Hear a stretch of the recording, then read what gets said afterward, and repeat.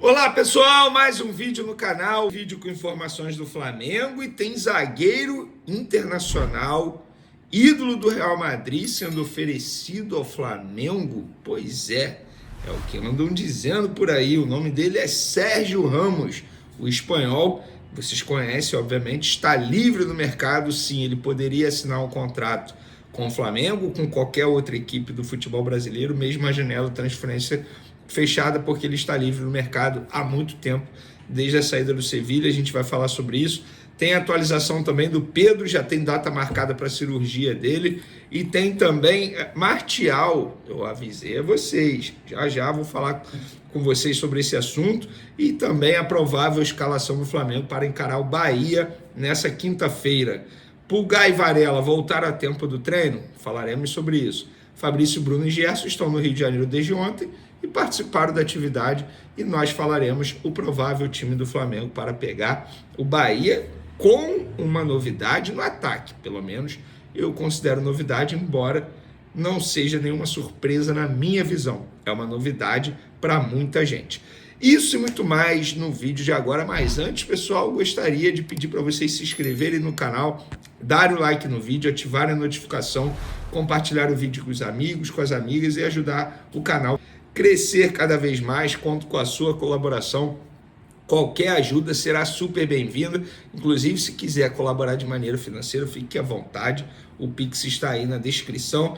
Tamo junto, vamos para as informações. É o seguinte, galera, o Clube de Regatas do Flamengo emitiu uma nota e informou que o atleta Pedro passará por uma cirurgia na próxima sexta-feira, dia 13, no Hospital Copa Star. É um hospital aqui no Rio de Janeiro, super conceituado. O procedimento terá o objetivo de reconstruir o ligamento cruzado anterior do joelho esquerdo e será realizado pelo cirurgião Luiz Antônio Vieira. O gerente de saúde e alto rendimento do rubro-negro, Márcio Tanuri, acompanhará a cirurgia. Reforçamos o desejo de uma boa recuperação ao nosso atacante e nos solidarizamos neste momento delicado da sua carreira. Lembrando, o Pedro sofreu praticamente a mesma lesão há 6 anos, no dia 25 de agosto, quando ainda defendia o Fluminense, lá em 2018. Ele, na ocasião, estava voando com a camisa do Fluminense e ele se lesionou durante o jogo com o Cruzeiro, na derrota do Fluminense na ocasião por 2-1. Só que na época ele rompeu o ligamento cruzado do joelho direito, ou seja, foi o outro joelho. E também tem um pequeno detalhe aí, que é pequeno detalhe, mas é extremamente importante, é que em relação à lesão de agora, a lesão do ligamento cruzado do joelho esquerdo não se estendeu ao menisco, o que aconteceu lá em 2018. E em 2018 ele ficou 235 dias parado, longe dos gramados. Deu em torno aí de 7 meses. A tendência é que ele fique praticamente o mesmo tempo agora, de 7, 10 meses, pode ficar 1 ano. O próprio Neymar aí vai bater 1 ano e vai ficar mais 2 meses parado, longe dos gramados. Depende muito do processo de recuperação. O que a gente pode fazer nesse momento é desejar toda a força positiva ao Pedro, que ele volte cada vez mais forte e que seja uma cirurgia de muito sucesso na sexta-feira. Vamos falar agora de Martial, galera. Eu avisei a vocês que o Martial não estava, digamos, nos planos do Flamengo. Foi um nome oferecido em fevereiro. Após a lesão do Pedro, o nome dele ganhou mais força ainda, porque com o fechamento da janela, as opções eram mínimas, digamos assim, e o Martial se torna uma opção porque ele está livre no mercado. O próprio Memphis Depay, que está chegando ao Corinthians, também foi um nome muito cogitado no Flamengo, também oferecido ao Flamengo. E eu já falei para vocês, o Martial não evoluiu dentro do Flamengo por conta do alto risco dessa contratação. Ele pede um contrato longo de 3 anos. 3 anos dá 36 meses, ganhando mais de 2 milhões de reais por mês. Não é um absurdo o que ele está pedindo, porque certamente na Europa ele consegue, mesmo que seja em clubes de menor expressão na Europa, ele vai conseguir uma boa quantia como salário e luvas. No Flamengo chama atenção por conta, obviamente, da moeda. O euro está muito mais valorizado do que o real. E aí, se a gente for converter, vai dar mais de 2 milhões de reais. Vale o risco? A diretoria entendeu que não. E nesse caso, já dei minha opinião algumas vezes, volto a falar, não está errada a diretoria do Flamengo. Está certo, não adianta assumir esse risco alto fazendo uma contratação de um jogador que não atua desde dezembro, com um contrato longo. O Flamengo está em ano eleitoral. A atual gestão não pode assumir uma responsabilidade financeira como essa e deixar, entre aspas, a bomba para a próxima gestão, porque não se sabe quem vai ganhar. E se for a oposição? E se for a própria situação que ganhar, será que vai ter a vontade de continuar com o Martial no Flamengo? Isso tudo precisa ser colocado na ponta do lápis na hora de tomar a decisão. E repito, embora alguns discordem da minha opinião, mas eu acho que nesse caso a diretoria tomou a atitude extremamente correta, tá bom? Outro assunto aqui, galera, de mercado da bola: Sérgio Ramos oferecido ao Flamengo, dizem que foi oferecido ao Corinthians também, dizem que foi oferecido até ao Vasco da Gama. Eu não sei quem está oferecendo ao Flamengo, ao Corinthians, ao Vasco, seja lá quem for, mas eu conversei com uma pessoa que faz parte do staff dele, que toma conta da carreira dele, e o Sérgio Ramos não tem vontade em atuar no futebol brasileiro nesse momento. Ele mesmo falou isso para mim: eu não sei quem está oferecendo, se de fato estão oferecendo, mas se estão oferecendo e perdendo tempo. O Sérgio Ramos, nesse momento, não tem vontade de atuar no futebol brasileiro, e não é porque acha o futebol brasileiro ruim, não é isso, ele não tem vontade. Não é algo que o apetece nesse momento, que desperte o interesse dele. E está tudo bem. E ele não está querendo criticar o futebol brasileiro. Não é isso, ele apenas não tem vontade. Eu também não tenho vontade de conhecer vários países, de morar em vários países. Não é apenas chegar aqui e jogar futebol. É se adaptar, é querer morar. Isso tudo, repito, tem que ser pensado, estudado, não só pelo Sérgio Ramos, pela família dele. Então, pessoal, assim, eu fiz questão de conversar com uma pessoa que administra a carreira do cara para saber se de fato o nome dele está sendo oferecido, e essa pessoa disse: eu não sei quem está oferecendo e se estão oferecendo, mas se estão oferecendo, a pessoa está perdendo tempo. O Sérgio Ramos não tem vontade de ir para o futebol brasileiro, e existe uma grande chance de ele atuar na MLS, tá bom? Tem um clube, e essa pessoa me falou que tem um clube da MLS que está fazendo oferta atrás de oferta para convencer o Sérgio Ramos, e existe uma boa chance de ele atuar na MLS. Tá bom? Para encerrar nosso vídeo, vamos falar da escalação do Flamengo. O Flamengo encerrou a preparação, um treino que acabou há pouco, lá no CT Ninho do Urubu, e o treino não contou com Varela e nem com Pulgar. Os dois estavam com suas respectivas seleções. Varela atuou pela seleção uruguaia e o Pulgar atuou pela seleção chilena. Tem desgaste da viagem, então ainda não se sabe se os dois ficarão à disposição do técnico Tite para o duelo com o Bahia nessa quinta-feira, jogo 9h45 da noite no Maracanã, jogo importante pela Copa do Brasil. Enquanto eles viajavam, estavam no avião, o Tite comandava uma atividade, e nessa atividade ele esboçou a equipe com Matheus Cunha, Wesley, Fabrício Bruno, Léo Pereira e Ayrton Lucas. No meio de campo ele colocou Alan, Ortiz, Gerson Arrascaeta, Bruno Henrique e Luiz Araújo. E para mim é a grande novidade no ataque, embora eu já desconfiasse que ele poderia fazer isso. Ele não colocou o Gabigol, ele colocou a dupla de ataque sendo Bruno Henrique e Luiz Araújo. Num determinado momento a pessoa me disse que o Alan saiu do time e entrou um outro jogador mais ofensivo, não quis falar o nome do jogador. O Tite já pensando numa possibilidade, quem sabe durante a partida, enfim. É porque esse jogo específico é um jogo de muito xadrez, porque a equipe do Rogério Ceni, o Bahia, gosta muito de comandar o meio de campo, e o Tite está extremamente preocupado com isso também. Então, mas ele não tem muito para onde fugir, a verdade é essa, porque ele não teve o Varela e você coloca o Wesley. O Pulgar ele também não teve, e ele também não tem o De La Cruz. Não tem para onde fugir. Eu entendo o técnico Tite. E eu acho o seguinte, é um jogo extremamente delicado e difícil. Vene, mas se foi eliminado na Copa do Brasil, é desastre? Eu não acho.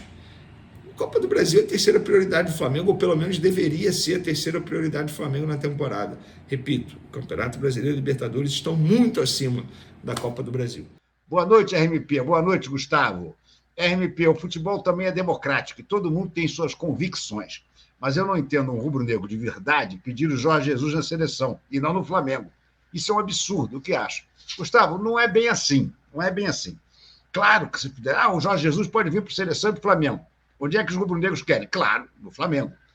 Mas e se nenhum presidente do Flamengo, o próximo presidente do Flamengo, seja ele quem for, não quiser contratar o Jorge Jesus?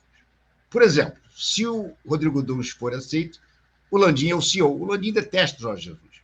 Então não trará o Jorge Jesus. Claro que os rubro-negros adorariam ver o Mister no rubro-negro de novo. Mas, se não puder ser no rubro-negro, seria ótimo na seleção. Porque a seleção com Dorival, meus amigos, ela não vai a lugar nenhum. Ela não vai a lugar nenhum. E eu vou dizer mais.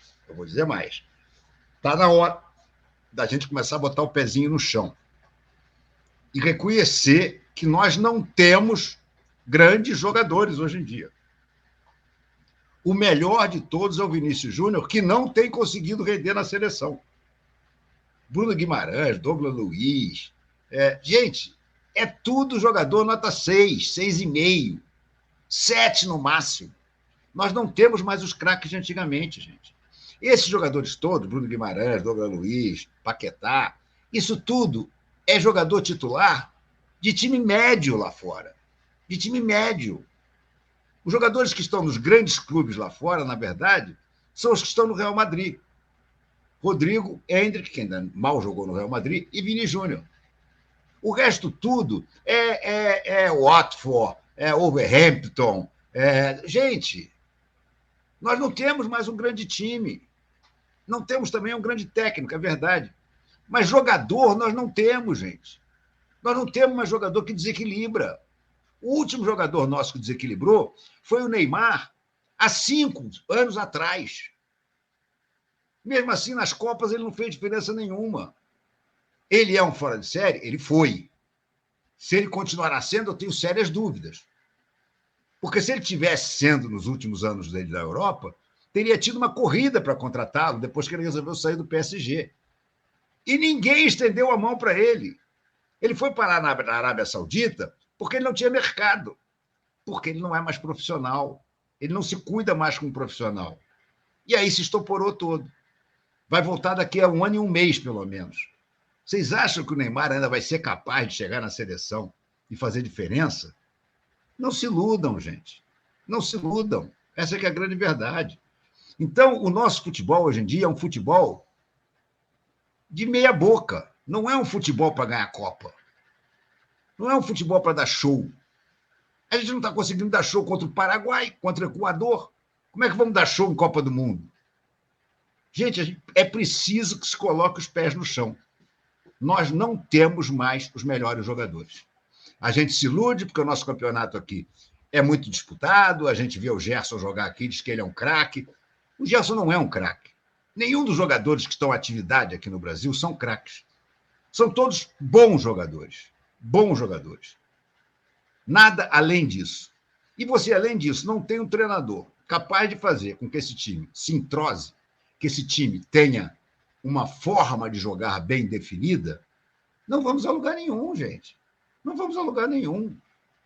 Aí a troca técnica. Eu acho que o técnico da seleção devia ser o Abel Ferreira. Já disse isso aqui mais de uma vez. É porque você quer tirar ele do Palmeiras. Não, não é porque eu quero tirar ele do Palmeiras. É porque ele é o melhor treinador em atividade no Brasil. O Arthur Jorge está começando a se aproximar dele, mas, ainda tem muito arroz e feijão para comer. Ainda tem muito título importante para ganhar.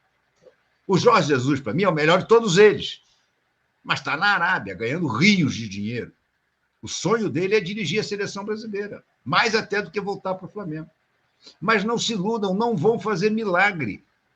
Podem fazer um time mais bem armado, coisa que o Dorival se perdeu completamente.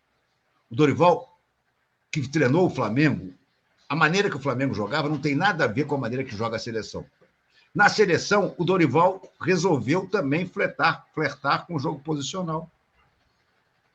E esta bosta que a gente vê o Vinícius Júnior cravado na ponta esquerda, o Rodrigo ou o Luiz Henrique, quem for da vez, ou o Estevão cravado na ponta direita, e um meio-campo que não cria nada. O meio-campo do Brasil não cria nada. Nada. André, Bruno Guimarães e Paquetá são 3 volantes. As pessoas se esquecem, o Paquetá é originalmente volante. Ele é um volante que sabe dar passes, ok. Mas quando você empurra ele para ser o volante, para ser o armador mesmo, ele é um armador limitado. Ele é muito melhor volante do que armador. Mas na seleção ele tem que ser quase que o camisa 10, porque é o cara que vai armar tudo. Vai dar certo? Não vai. Não vai. Ah, não vai classificar? Não, vai classificar. Classificam 6, ainda tem a 7ª vaga para tentar uma repescagem. Será o fim do mundo. Claro, o Brasil está pertinho ali, hein? Está pertinho. Mas, de qualquer maneira, acho que vai classificar. Vai ter agora os adversários mais fracos da coisa. Vai pegar Peru e Chile, que estão a baba do boi cansado. Mas acontece esse tipo de coisa. Paraguai só tinha feito um gol até agora nas eliminatórias. Um golzinho. Meteu o segundo contra o Brasil e ganhou o jogo. Então, é importante que a gente tenha os pés no chão. Nós não temos mais nem grandes jogadores, nem grandes técnicos. É duro constatar, mas essa é a verdade. Enfim, seleção deixa para lá, que não tem mais saco de discutir seleção.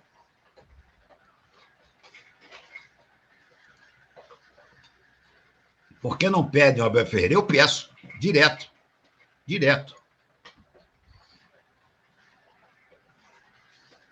André Souza, Renato, que porra é essa do Tite querer poupar contra o Vasco, sendo que a maioria dos jogadores ficou 12 dias de descanso? Pois é. Mas ele vai poupar, não se iluda que ele vai poupar. O que é um absurdo. Quer dizer, principalmente se o Flamengo passar na Copa do Brasil. Aí é mesmo que ele vai poupar. Se o Flamengo cair da Copa do Brasil, ainda que tenha o jogo com o Peñarol logo depois, mas passam a ser só 2 competições, ele tem que começar a cuidar um pouco melhor do brasileiro. O Internacional está empatando com o Fortaleza, está 1-1. Se o Fortaleza ganhar, o Fortaleza vira o líder do campeonato. Para o Flamengo é melhor que o Fortaleza perca ponto. Para o Fortaleza não disparar, porque o Fortaleza, assim como o Flamengo, tinha um jogo a menos. Esse jogo com o Internacional. Que o Flamengo vai ter que fazer um dia que ainda não tem nem data marcada. Enfim, mas o Tite, cara, quando eu falar da escalação aqui, eu vou voltar ao tema Tite. O time vai pegar o Peñarol na quinta-feira. Para que poupar e perder ritmo de jogo? Também concordo com você. Paulo Ramos, boa noite, mestre. Liga para o JJ ou então me passa o número que eu ligo. Não aguento mais falar em Tite. Pois é, Paulo, mas não adianta. Esse ano, a chance de Tite é 0. Rigorosamente, de Tite cair é 0. Em uma reunião realizada na noite desta quarta-feira, o Conselho Deliberativo do Flamengo aprovou uma alteração no Estatuto do clube, com o objetivo de tornar mais complexa a transformação do Flamengo em uma sociedade anônima de futebol, SAF. A mudança foi impulsionada após o clube ter recebido, em 2022, uma proposta de assessoria financeira que incluía modelos de estrutura e possíveis investidores interessados em adquirir uma participação minoritária no clube. A emenda apresentada pelos conselheiros obteve 272 votos favoráveis, enquanto apenas 2 membros se posicionaram contra, além de uma abstenção. A partir de agora, qualquer discussão relacionada à criação de uma SAF no Flamengo não será mais competência exclusiva do Conselho Deliberativo. Em vez disso, o tema deverá ser debatido em uma Assembleia Geral que exigirá um quórum mínimo de 60% dos sócios com direito a voto, o que hoje corresponde a aproximadamente 3.600 associados. Para que a proposta seja aprovada, será necessário o apoio de 2/3 dos votantes. Além disso, caso a SAF seja aprovada, os dirigentes que ocuparem cargos no clube no triênio anterior à aprovação não poderão assumir posições remuneradas na nova estrutura por um período de 6 anos, como uma medida adicional de controle. A emenda que resultou nessa mudança no estatuto foi proposta pelo conselheiro Rodrigo Gustavo Roth, integrante do grupo político Frente Flamengo Maior, e contou com o apoio de outros grupos, como o Flamengo Sem Fronteiras. A proposta reuniu 217 assinaturas, superando com folga o mínimo necessário de 50 assinaturas para ser submetida ao Conselho Deliberativo. Entre os que votaram a favor da alteração no estatuto, destacam-se 3 pré-candidatos à presidência do clube na eleição de dezembro: Luiz Eduardo Batista, BAP, Maurício Gomes de Matos e Rodrigo Dunchey.